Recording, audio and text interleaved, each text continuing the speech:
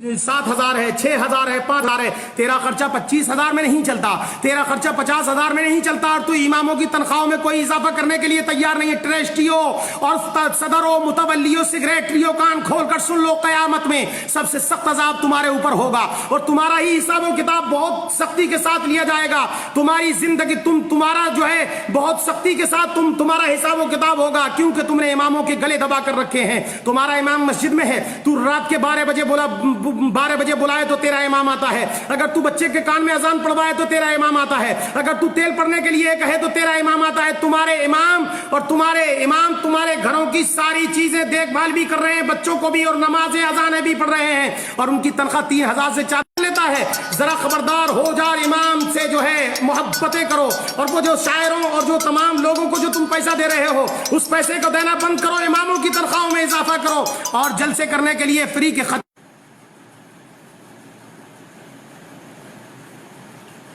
खतीबों को पैसा देने से बेहतर यह है कि अपने इमामों की तनख्वाहों में इजाफा कर दो, ताकि क़यामत में तुमसे हिसाब किताब।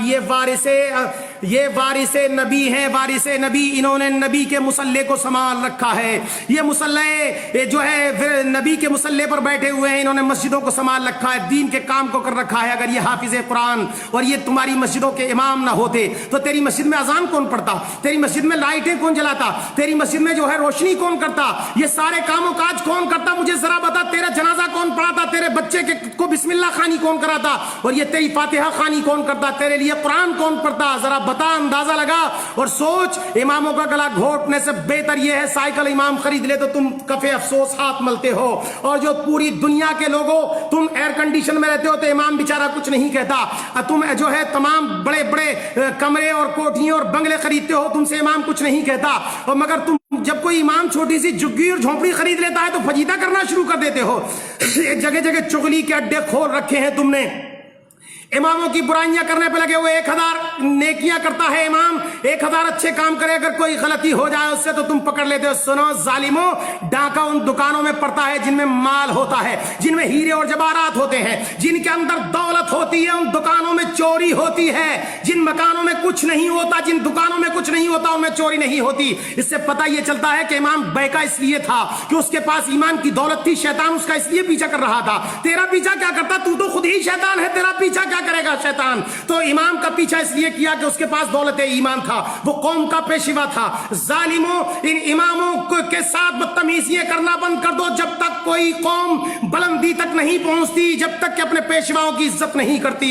तुमने दुनिया की, तेरी 25,000 तनख्वाह हो तो तेरी पूर नहीं पड़ती, 50,000 है मौलाना फिर भी कमी रह जाती है। तेरे बेहतरीन कपड़े और तमाम के तमाम इंतजाम इंतजाम देख कर इमाम ने कभी आह नहीं करी। मगर सुन, इमाम इतर लगा ले तो तुझे परेशानी होती है, इमाम अच्छा कपड़ा पहन ले तो तुझे परेशानी होती है, इमाम शेरवानी सिलवा ले तो तुझे परेशान होती है, इमाम साइकिल पर चला जाए तो तुझे परेशान होती है, तू फ्लाइटों में घूमे, इमाम साइकिल पर घूमता है। जालिमों, तो तुम्हें तकलीफ हो जाती है। अपने इमामों के पीछे ना पड़ो। कयामत में जब मुस्तफा प्यारे पूछेंगे कि मैंने अपनी मिल्कियत और मीरास का इनको पेशवा बना करके तुम्हारे बीच में भेजा था, जिन्होंने तुम्हारे बच्चों को कुरान पढ़ाया, जिन्होंने तुम्हारे लिए कुरान खानी पढ़ी, जिन्होंने तुम्हारे लिए जो तिलावत कलामुल्लाह किया, जिन्होंने तुम्हारे बुजुर्गों के लिए ईसाले सवाब किया, जिसने तेरा 40वां 10वां पढ़ा, जिसने तेरी फातिहा खानी करी, उन इमामों के तुम हाथ धोकर पीछे पड़ गए थे। सुन लो ट्रस्टियों, जालिमों, सुन लो तमाम कमेटियों के लोगों, सुन लो, तुम्हारी जिंदगी में इनकलाब पैदा नहीं हो सकता।